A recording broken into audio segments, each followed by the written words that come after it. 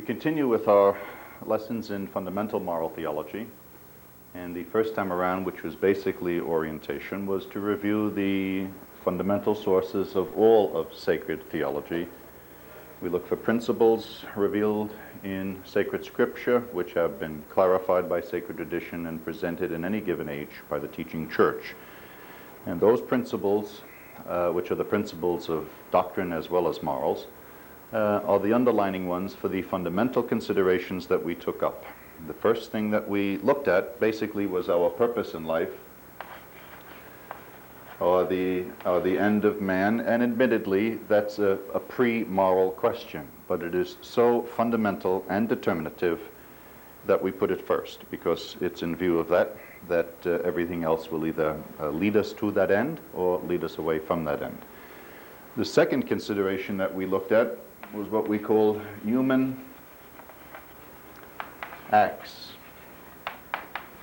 Human acts is just a technical way of describing that amount of knowledge and that amount of freedom that a human being invests in his or her activity, so that we can really call it our own. That this is what we are responsible for. If it's good, we take it to our credit.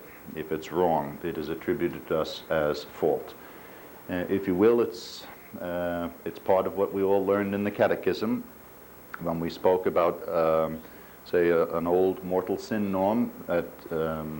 We look for serious matter and sufficient reflection and sufficient consent. Consent and reflection, consent of the will, reflection of the mind or the intellect. That's what we mean by a human act. Again, that's really a pre-moral question. It answers really the question, what can we do? And now the one that has to do with principles, which is now properly moral principle, properly moral reasoning, is what we call, if you will, a moral act, or if you will, moral principles. And that's what we want to look at in this effort. Basically, why is it, if you will, in the human act we say what we can do. It's here on the level of principle that we focus on what one ought to do. But in this component, our question is not whether John Hinckley, and to what extent Hinckley was morally responsible or accountable for his attempt on the life of Ronald Reagan, or what was or was not going on in the minds of Brink's robbers. What we're trying to do here is set out a set of principles, a groundwork, a foundation, for why we predicate good and evil of anything. What is it, or where do we get this notion that any kind of act is a good kind of act, or any kind of act is a wrong kind of act? We know from normal conversation that if I say that X murdered Y, our normal understanding is you know what I mean by murder. Well, the question here is not any particular murder. The question here is, why do we consider murder a wrong kind of act in general? Or why do we consider telling the truth a good kind of act? Why paying our just debts is a function of the virtue of justice and we call it a good kind of act? Why direct sterilization is a bad kind of act as a kind of act? Now it's here, a number of moral theories converge. Even people who protest or proclaim that they have no theory, actually buried somewhere, there's a theory. Those of us in the English-speaking world are probably a little bit more utilitarian than we choose to admit, particularly being American people. We're pragmatic people. If the question of the Middle Ages is something the will of God, the question of the United States in the 20th century is really, does it work? And we judge a lot of things by their consequences. That's one moral theory, one approach to morality, that if some action or cause brings about more net good, they call it a good kind of act. If it brings about more net evil, they call it a bad kind of act. That's judging entirely by consequences. There's another kind, a form of ethical reasoning called ethical formalism, much attributed to Immanuel Kant, where the concern there is almost the direct opposite. It's not really, it doesn't focus on concrete material results. It focuses on formal elements, namely like the goodness of the good intention, the uprightness of an upright conscience. Now, in traditional Catholic morality, we too have to try to elucidate, to spell out, to make clear some fundamental moral principles, or the fonts of them. This is what it's called in the Latin textbooks. This section is called the fontes moralitatis, namely the fonts or the foundations of morality. Again, we're not delving here, we will later, into the moral specificity of a given action. But here it's just what kind of framework, what kind of foundation can we explain or articulate for saying that anything is a good kind of act or something is a bad kind of act. And traditionally, relying on the analysis of St. Thomas Aquinas, but not only that, we go back. St. Thomas took up in the Prima Secundae, namely the first part of the second part of his Summa, question 18, articles 2 to 5. St. Thomas brought three things to the fore. Now they're technical expressions, but I think if we can explain them in normal English, we'll see how much common sense there really is in our Catholic moral reasoning. The first is what he calls the object of an act, or the moral object, and after that he looks for moral circumstances, and then individual intention, purpose, or individual end. And he says we have to look at all three. Now, when we talk about the object of an act, what we mean, of course, is the moral object. Now, some people have either misunderstood this, some of them out of ignorance, some of them on purpose. And one of the contemporary barbs aimed at traditional morality is that this somehow or other enmeshes us in physicalism, or in Supreme Court terms, there's an excessive entanglement with physicalism. St. Thomas is not talking, nor is Catholic tradition talking about mere material objects. When they're talking about morals and morality, they're talking about a moral object. For instance, I have here a piece of material, namely my wallet. Now, if we were to take a photograph of some alien hand, this not being mine, taking that wallet, if we were to take a photograph and someone were to hand you the photograph and ask you, just from that photograph, morally, tell me what's going on. Well, it's very difficult to tell from a photograph morally what's going on. Maybe I am handing my wallet to someone to repair it. Maybe someone is taking my wallet against my reasonable will. Now, in the first instance, handing the wallet to someone to repair it, although I don't really know why you would repair this, but handing it to someone to repair it, no one in their right mind would call that stealing. And yet, taking against the reasonable will of the owner, namely this is mine, and it's being taken against my reasonable will, that is what we call stealing. So the very same physical action, which could be described in a photograph as a taking, could admit of different moral specifications. So it's not the mere materiality. We're not talking about the moral, we're not talking about the mere physical object alone. We're talking about this concrete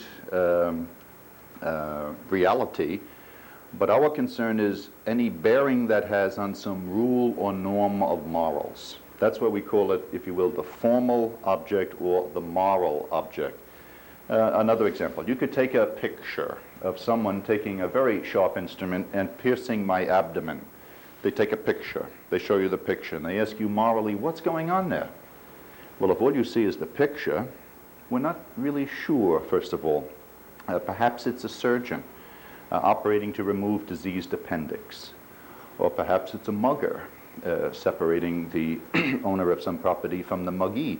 And if in one case you have obviously an unjust assault on one human being, in the other you have a life-saving procedure. So again, the same physical reality can admit of different moral specifications.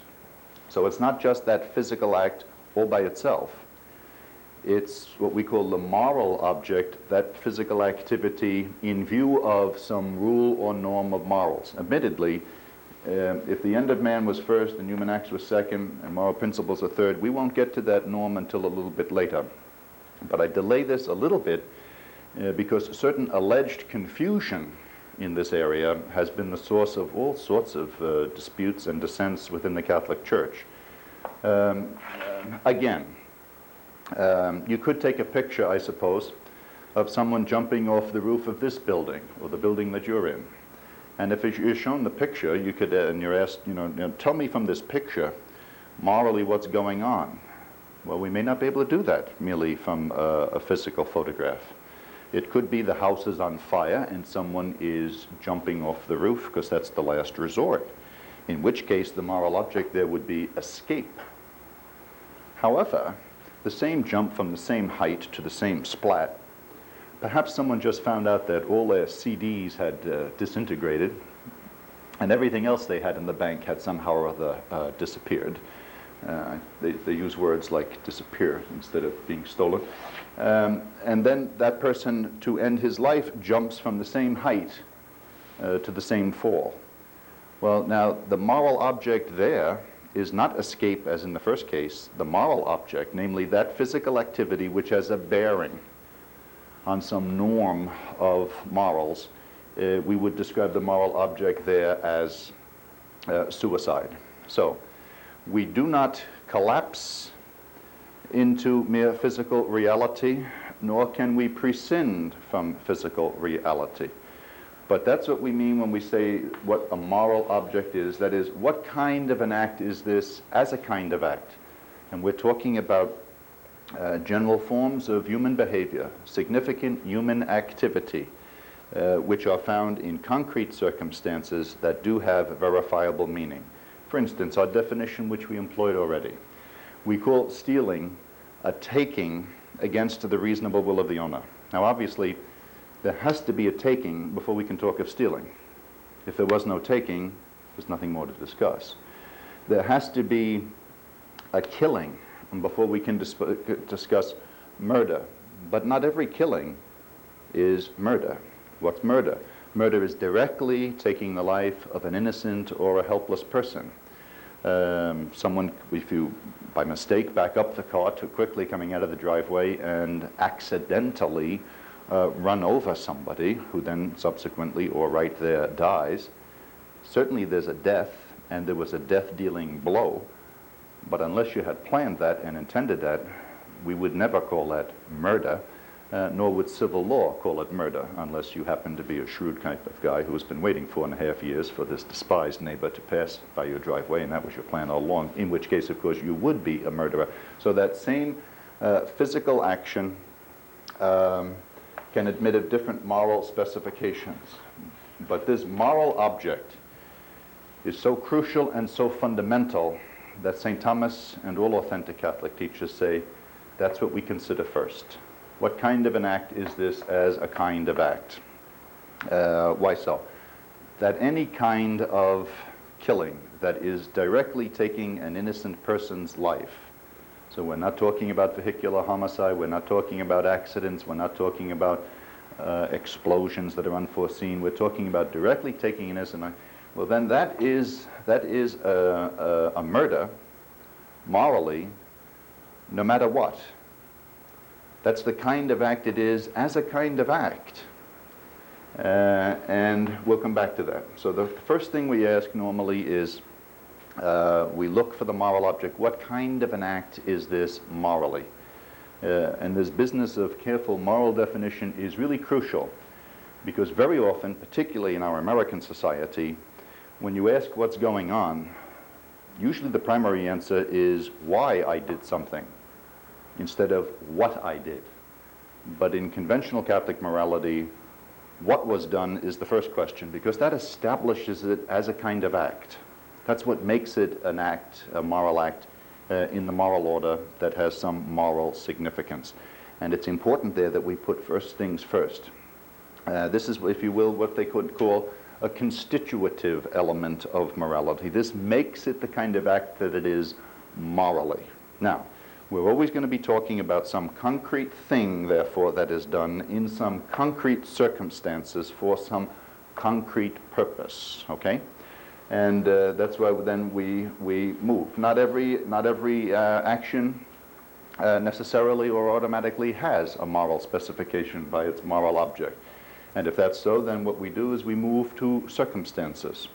Now, circumstances are not intrinsic to the act. As a matter of fact, neither is the personal intention intrinsic to the act. These do not constitute it as the kind of act that it is in the moral order, but they're important. Now here, of course, we mean morally relevant circumstances. Morally relevant circumstances. If we're talking about a theft, it is morally irrelevant whether the thief was right-handed or left-handed. I mean, there may be a difference, but that's not a morally significant difference.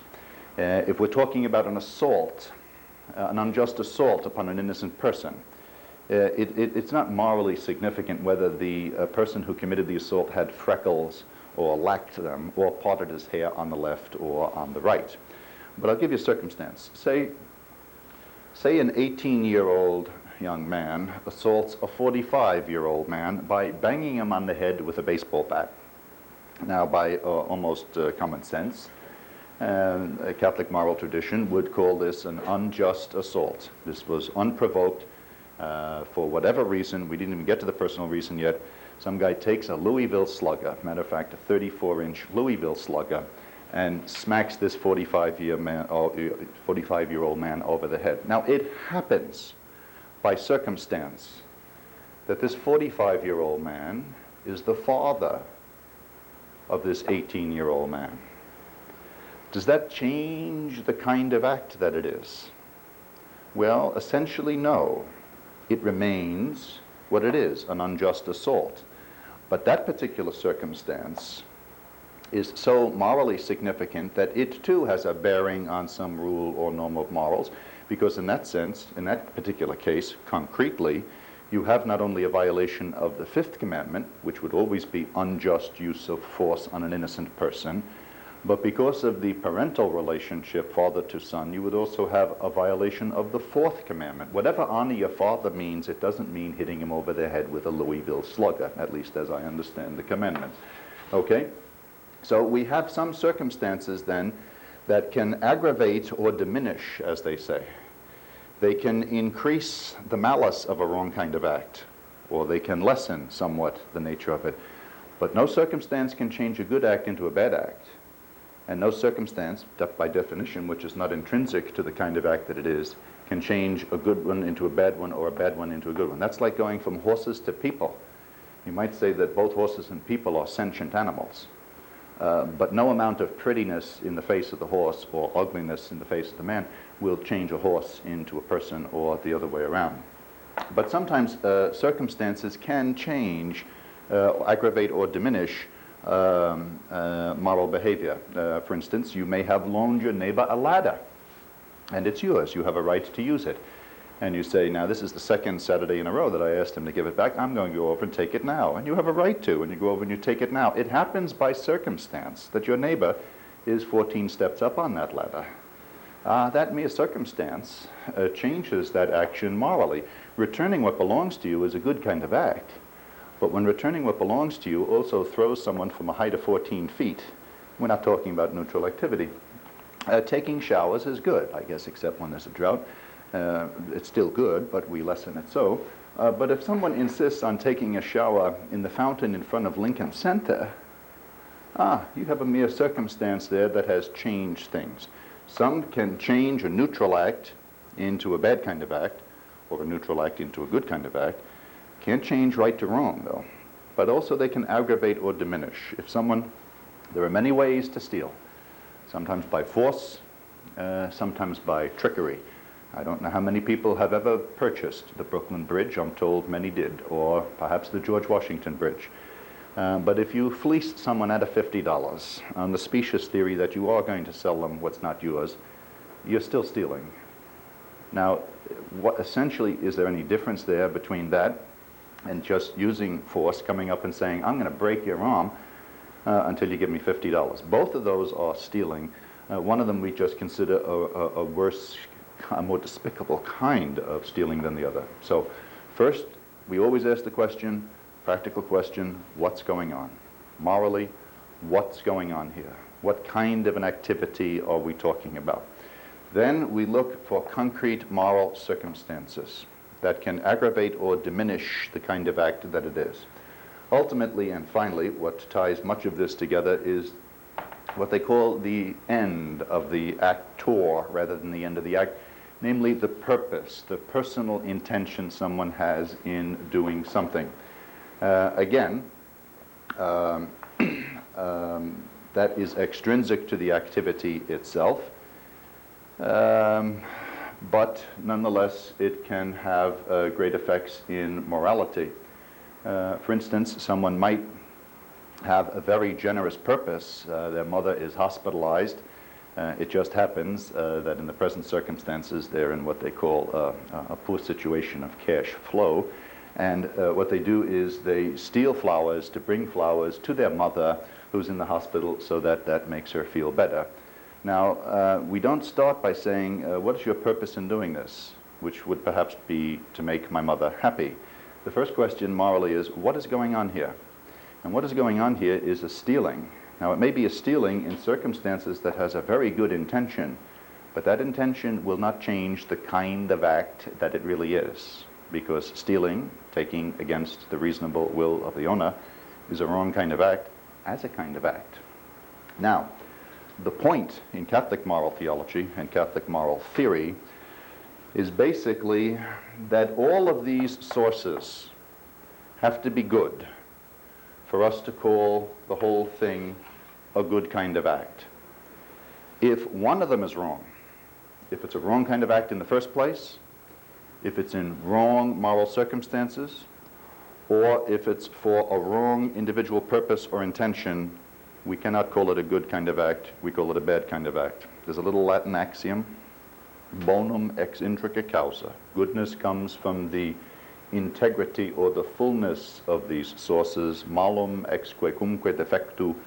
Evil comes from any one of them being missing. Now here we should be very honest and upfront. This complete understanding of Catholic moral theory is harder, but I believe truer, than any other single theory. If we were utilitarians, and all we had to think about or care about were consequences or perhaps circumstances, that anything can be justified by circumstances, that is a criterion. I believe in an erroneous criterion, but it is a criterion. They don't care about the motive. They don't care about what kind of an act it is. If it brings about more good, which of course turns out to be impossible to define, they'll call it a good kind of act.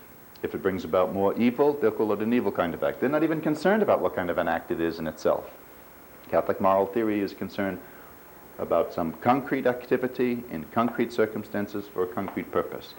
If we were ethical formalists, that is, if we were really pure Kantians, the only thing that we would really be concerned about is personal intention, the goodness of the good intention. And that is another type of ethical reasoning and another single criterion. However, in Catholic theory, all three come into play, and we have to admit that, because here is the basis of a very important principle that runs through all of morality. Every one of us has faced it with the help of God successfully, but I suspect every one of us at one time or another has bent it, because this is the reason for something that we take out of the Epistle to the Romans, the 3rd chapter, the 8th verse. St. Paul was once asked, well, why not do a little evil so that good comes about? And St. Paul's answer was, no such people will be condemned as they deserve. Why? Basically, that's a scriptural way of outlining the so-called theory that the end justifies the means. Namely, that a good personal intention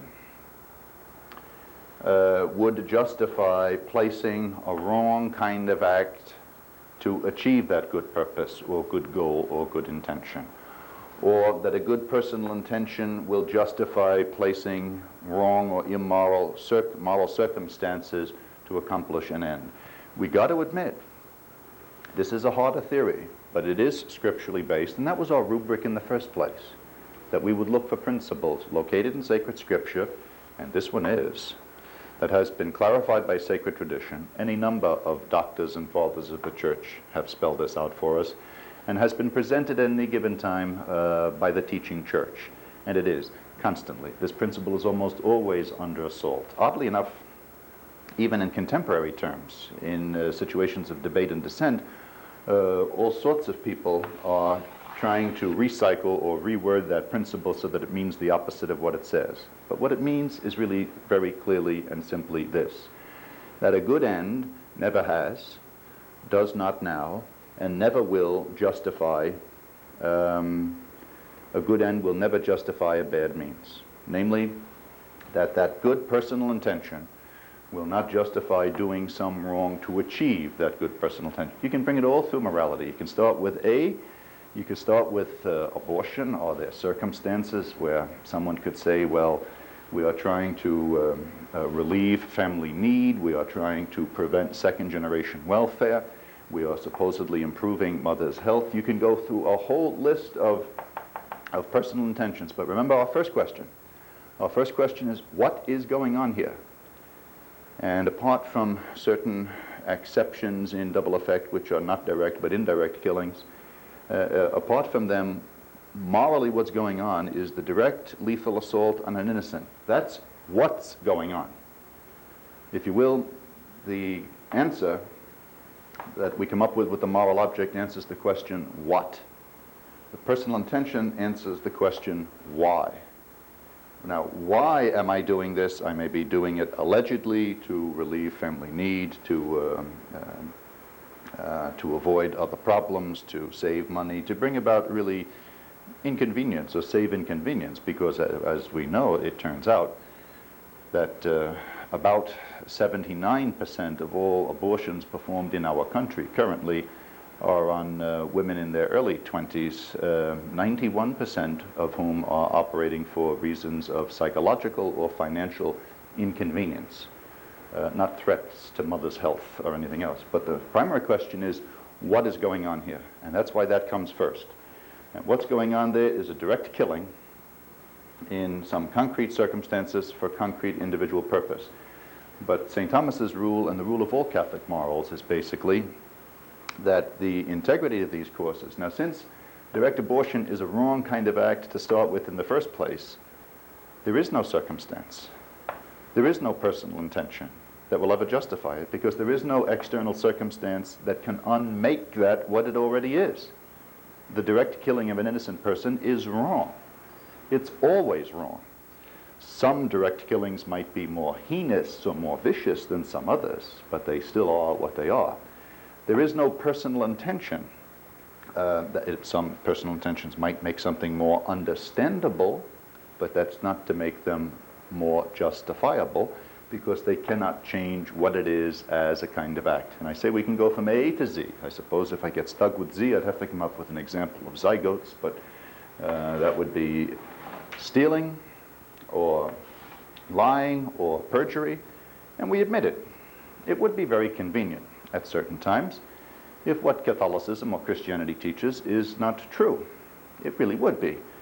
Situations come up where someone could make some fast money by just either not telling the truth or not telling all the truth, or swearing to the falsehood of something. What you have there again is a violation of the principle that the end does not justify the means, that that particular personal intention, namely making a lot of money quickly or quietly, will not justify a wrong kind of act, which is what perjury is. Perjury, when we perjure ourselves, we call God, at least if it's a declaratory oath, we call God as the witness to the truth of what we are saying, when in fact we know well that we're not telling the truth. Perjury is a moral absolute. Perjury is always wrong under all circumstances, and there is no circumstance that will unmake reality, that will make perjury, say, truth-telling, because by definition it's not, nor is there any amount of personal intentions. So whether it's any commandment in its positive understanding, that is in its fulfillment, or any negative prohibition of any commandment, we look there. The moral object answers the question, what? What is going on here? Now here we have to be careful, because in our contemporary American culture, Some people have become very gifted with words, but some words don't always tell the truth. For instance, if someone were to describe holding up a gas station as a financial transaction, that would not be a morally accurate description of what's going on. You could describe raping a senior citizen as social contact with a senior citizen, and those words are just, they're just too vague. Since they cover everything, they don't say anything, and that's the problem here.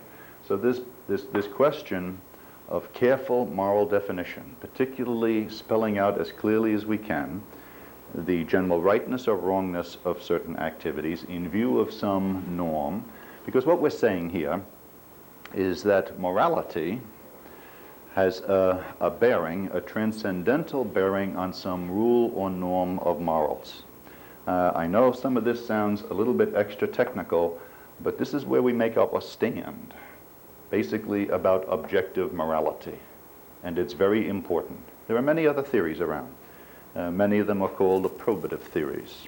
There are ethical approbative theories, namely that there's nothing inherent in an activity that makes it right or wrong. It all depends on the culture in which you live. If most people think it's wrong, then because most people think it's wrong, then that type of activity is wrong. That's what we call extrinsic approbation. Much of that would be maybe the example, even with our currency. If we have a $1 bill here, I don't know whether it's legal to advertise these things, at least in the United States, a $10 bill is the same size. There's a different picture of a president, or in that case, I guess it's not a president, but it's pretty much the same green ink. Now, is there anything intrinsic in a $10 bill that makes it 10 times worth a $1 bill? And the answer is no. It is the same paper, it is the same ink, and apart from counterfeit, it is the same printer. Now, we just agree as a social convention, we agree on the unit system, and we agree that a 10 is going to be worth 10 times more than a 1. But there's nothing intrinsic. Now, a lot of people look at morality that way. They don't think that there is such a thing as intrinsic morality, that moral actions, significant human behavior, have anything in them that has an intrinsic bearing on right and wrong, that it all comes from outside the activity. What society calls right is right. What society calls wrong is wrong. What the Supreme Court says is legal is okay. What the Supreme Court says is illegal is okay. Now, all of these are what we call theories of extrinsic approbation or now, one of the key things then with Catholic moral theory, now we do not pay attention to external circumstances and to personal intention. What we refuse to do is to wipe out some kind of working notion of intrinsic morality, namely that there are kinds of actions that are describable in significantly human terms and that are verified in common experience. So that when we use a phrase, and some of them I use too quickly because perhaps I use them all the time, when we take something like the definition of murder, and we say that that is, obviously it is a killing, it is the taking of a life, but it is the killing directly an innocent person. These terms, direct and innocent, these are not poetic expressions. These are things that can be verified in concrete reality. When we say direct, we're not talking about mistakes, we're not talking about accidents, we're talking about causative behavior, which is deliberate and which is planned, and that was the purpose of either the act or the purpose of the actor. When we talk about moral innocence, obviously, some six-year-old little kid is a moral innocent. Obviously, most obviously, an unborn is an innocent. An unborn aggressors against nobody. However, if someone is reeking of gin and coming at you with 2 meat cleavers, and apparently it's not for purposes of dialogue, and someone, we say in our moral tradition then that you have a right to use as much force as necessary to repel that unjust aggressor, even if it turns out to be lethal force. And we'll say, is that a killing? Sure it is. Is it a murder? No way. Murder is the direct taking of an innocent or helpless life. Innocent would be very much the unborn. Helpless would be questions, say, about euthanasia. It just happens that we need a lot of help when we first come into this life, and very often we need almost the same amount of help when we're leaving it. But that has to do with what we call this business about the moral object. And that's why we ask that question first. What's going on here? Well, I am reducing world tension. Oh, could you be more specific? Yes, I am removing one of the irritant sources of tension in the world. Could you be a little bit more specific? Yes, I am bombing Peking. Oh, could you be more specific? Yeah, I am nuking all the commies in one shot. Ah, now you get a little bit more specific. Questions of obliteration bombing, simply destroying or wasting, as they say, cities and their entire population, which would include many moral innocents. Now, we're not talking about strategic or tactical things where you go after a military target, and incidentally, there's other damage, other hurt, even death. But we're just talking about some wipeout policy.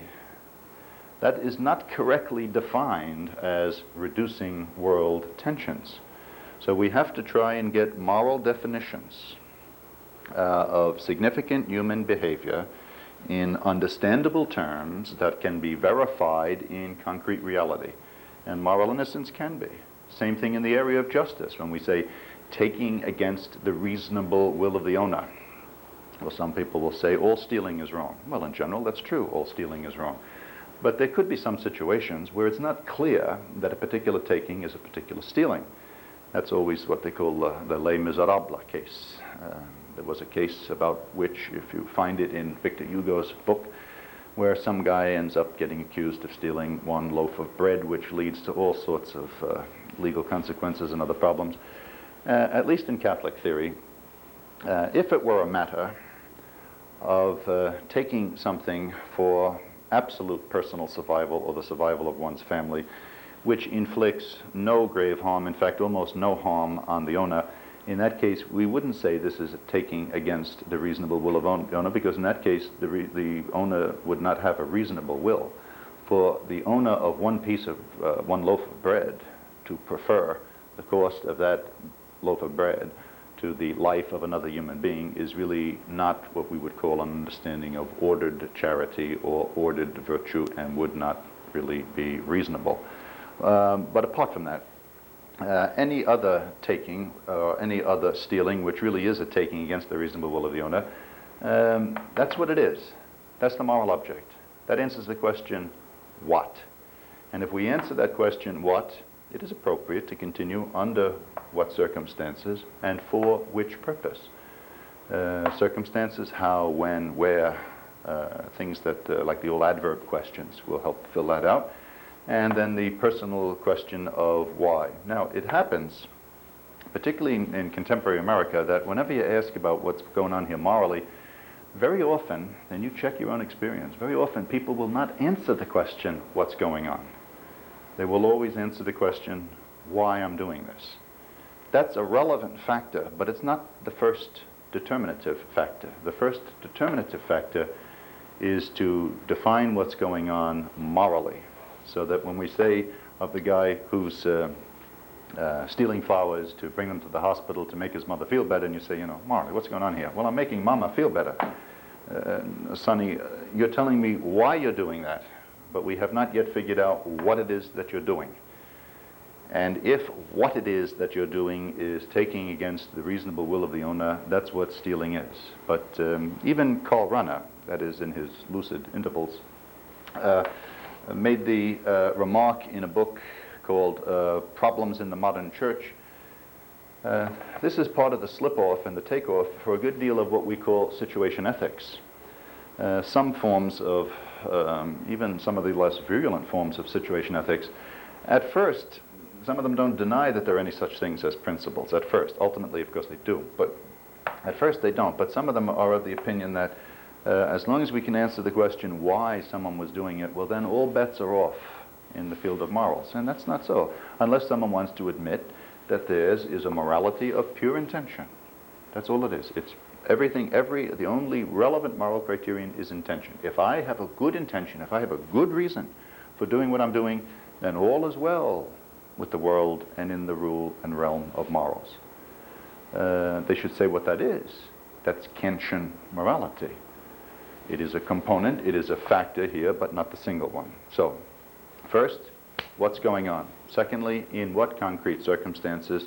Thirdly, and lastly, for what particular purpose? But the Catholic rule is all of those sources. The kind of act we place has to be good, or perhaps at least neutral. The relevant moral circumstances have to be good or at least neutral, and the individual intention has to be good or at least neutral. If any one of them is wrong, if it's a wrong kind of act in the first place, or if it's in wrong moral circumstances, or if it's for a wrong purpose or a wrong reason, we cannot call that a good kind of act. And that's the basis for our principle. Now, we say in the abstract that things can be good, bad, or indifferent. However, morally, in the concrete, something is either good or bad.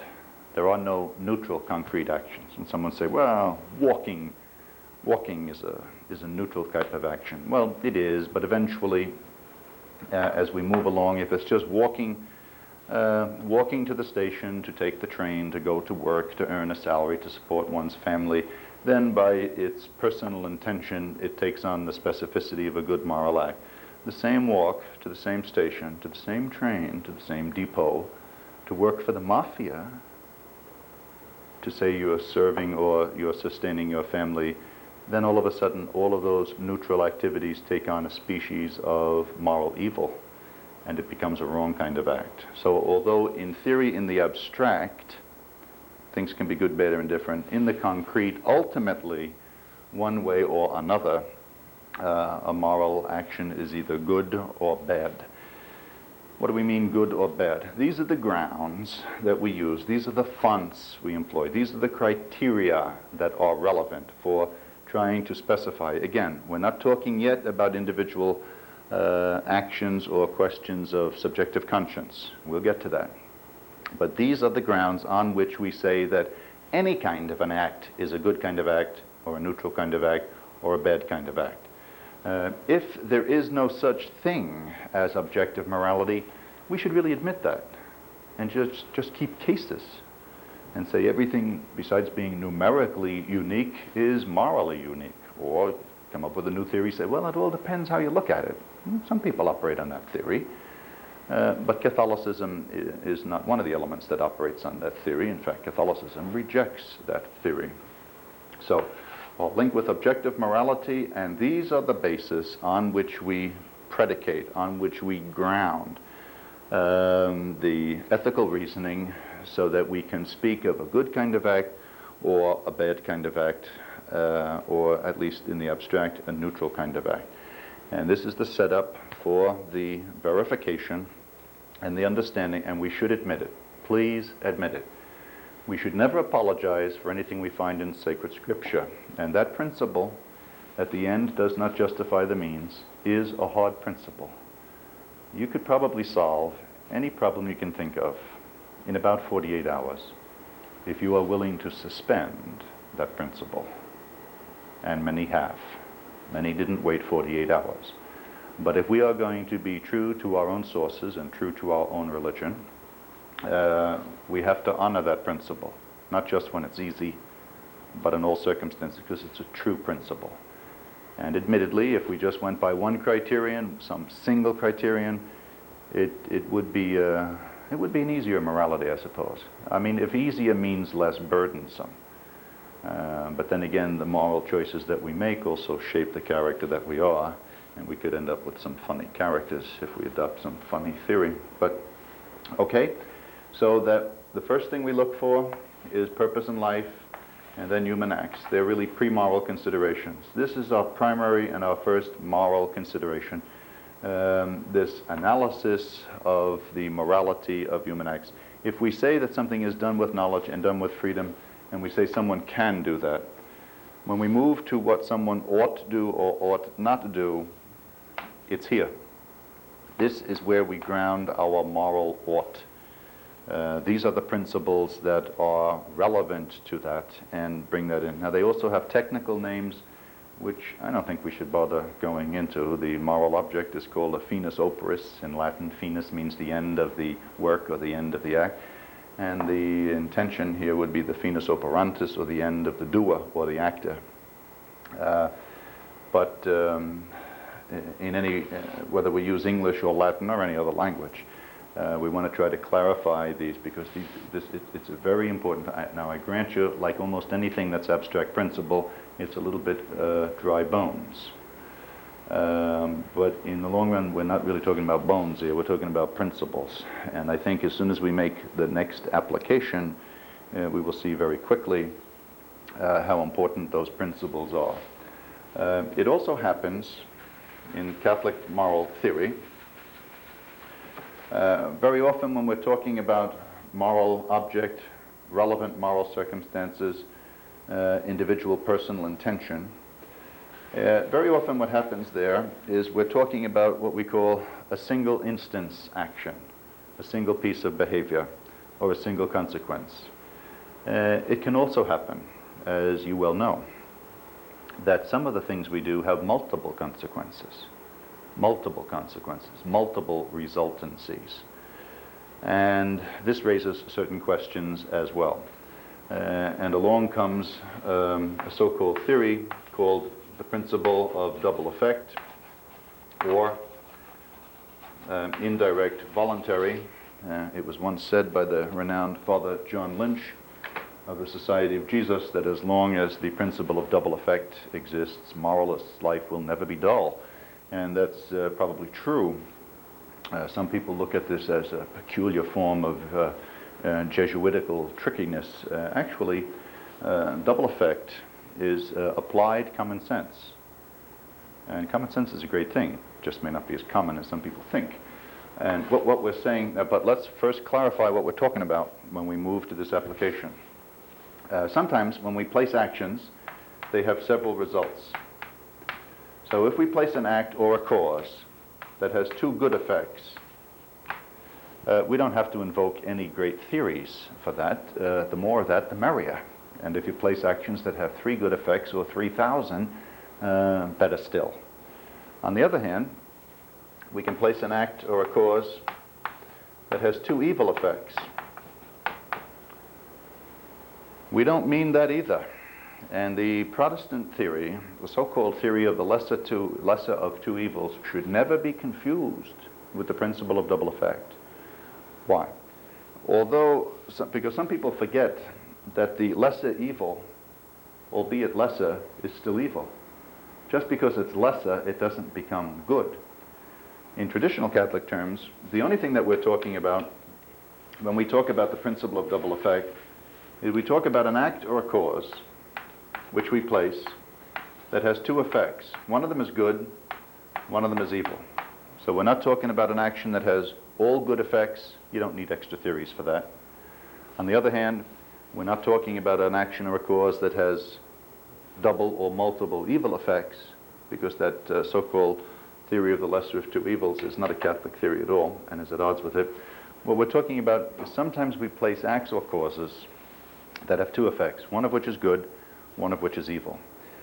Now, some of our textbooks and some of our explanations have come up with examples that are so complicated and such great head scratches that they make great movies, but they make for lousy teaching, to tell you the truth. It's usually that there's a life raft with that can seat 11 and you got to get 34 in there. Or if you're climbing up the south end of the Matterhorn and the fourth guy, or in a fair age, the 4th person, and something, the rope starts to unravel, can you cut the rope to save 3 and drop 1, and that type of thing. If necessary, we'll get to some of those wacko applications, but we'll start basically with what is applied common sense, because what the principle of double effect is trying to accomplish is to avoid 2 extremes. Just as in our primary analysis we say the moral object comes first, answering the question what's going on here morally, We also pay attention to circumstances. We also pay attention to individual intention. Some people would have it as long as your intention is good, doesn't matter what you unleash on the world. Not so.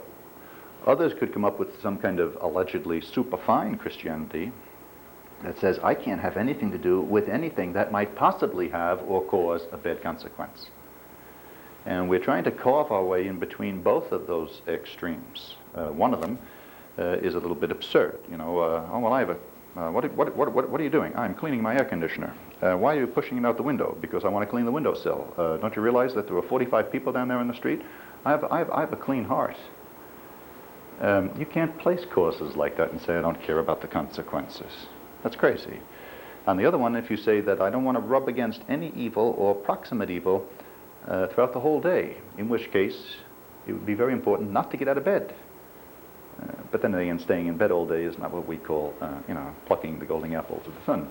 So, what has come about here is a cluster. Actually, we shouldn't say it's the principle of double effect, because there are really a couple of principles, two of which are true for all of general moral theology, two of which are specific to this particular application. Basically, we talk about four rules. First of all, that the act or the cause that we place has to be good itself, or at least indifferent, which is a general principle of morality. St. Thomas's most fundamental principle was good should be done and sought, evil avoided. If we're starting off by saying, well, I'm placing this perjury so that, go no further. It can't go further. That's not a good or indifferent act. It's a wrong kind of act. Whatever effects come from it, none of them can be justified. So the cause that we place, the act that we place in the first place, has to be good or at least indifferent. Secondly, we do not directly intend the evil, not intend the evil effect. Now, we foresee two effects, one of which is good, one of which is evil. Is there any psychological realism? Can we speak with psychological realism and say that it's possible to foresee a wrong effect and not intend it? Now, some utilitarians will just say, no, it's not possible. We say this. Say you have a very unsophisticated dentist who hasn't gotten into some of the advanced machinery, and this guy causes pain. And you're going to the dentist, he's going to fix the cavity, but it's going to hurt a little bit. Now, you foresee it. Do you intend the pain? If you put blue drapes up on the west side of a building, at least in the northern hemisphere, blue is going to fade. Do you intend the fade? So that sometimes when we place a cause that has two effects, one of which is good, one of which is evil, can we say with any amount of psychological realism, I intend the good effect, but not the evil. I do not directly intend it. If I directly intend the evil, don't go any further. We have violated general principle of morality. So these two are general, and they hold. The third one is a little bit tricky, at least it is peculiar to this analysis, namely, that when we have these two effects, one of which is good, one of which is evil, that the evil effect not be caused by, not come about through, that the good effect not be caused by the evil effect. What we're saying is that the action that is placed has two effects, one good, one evil. That action, the primary action, causes both of those effects. What we are not saying is, I place an evil effect so that a good effect comes from it. That would violate the principle in Romans 3:8 that the end justifies the means. Now, sometimes we'd have a few head scratches there, but we got to work through that causality. And finally, there is a question of proportion. Proportion. Even if it's true that we place an act, one good effect, one evil effect, we don't directly intend the evil, that the good doesn't come through the evil, there still must be true proportion for placing such a cause where evil is foreseen but not intended. For instance, it's really, in a sense, common sense. A fireman arrive, a house is on fire, one person remains and is screaming, and the fireman goes in to rescue that person. Now, this act could have two effects. He puts his own life at risk, and normally we don't have the right to put our life at risk. And secondly, it's a life-saving procedure. Do you think he intends his own death? The evil's not directly intended. And does the good, does it come through it? Well, if he dies, you won't get your good effect at all. Is there proportion? Yes, there is proportion. He's only risking his life for another life. You could take the same cause, they arrive at the same scene, the same building, and it's burning, and someone says, you know, everyone's out of the house, but my favorite Cupid doll that I won at the Guess Your Weight counter in Great Adventure or someplace is up there on the 3rd floor.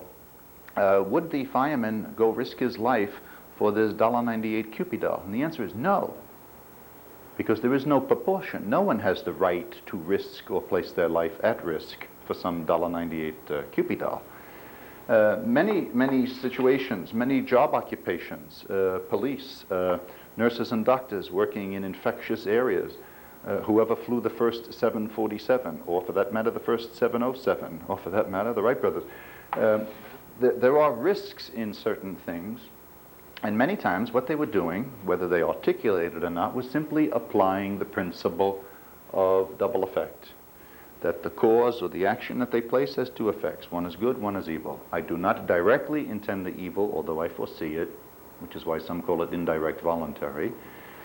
That the good effect is not caused by, come through, is not mediated by the evil effect, and that there truly is a proportion. And this can be applied actually in medical ethics. It turns out, as you probably already grasped, there are many things in modern medicine that have multiple effects. Some of them are good and some of them are not. And it happens then very often that the principle of double effect is invoked. Now, I went over that one kind of quickly, and we could go through about 101 examples, and maybe we should sometime. But I ask you to stick with that conventional analysis, because in contemporary Catholic morality, some authors, and some clergy among them, have taken this last consideration, namely the consideration of proportion, and have come up with a whole new theory called proportionalism.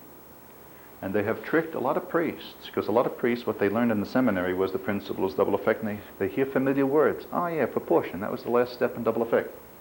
But what's going on in contemporary debate, and especially dissent, is a whole new theory of proportionalism, meaning basically that provided that you have a proportionate reason for doing what you're doing, then something that is really morally evil, mysteriously, is no longer morally evil. And they call it a pre-moral, or an ontic evil, or a physical evil, or Father McCormick's, who is a craftsman of magnificent words, he calls it a pre-moral disvalue. And he says this is what Catholic moral theology was always talking about when it was talking about double effect. No way. No way. What we're talking about here is, and the whole point of this analysis, is that we can never justify moral evil because of a good intention or a proportionate reason. Whereas many of these people today, what they're talking about when they talk about proportionalism, when you hear proportionalism, you better send your antennae up. You are in the presence of an impending moral hurricane, and the problem is that it's stated in traditional terms that sound traditional, but what you got there is a revolution in principle, which is entirely different.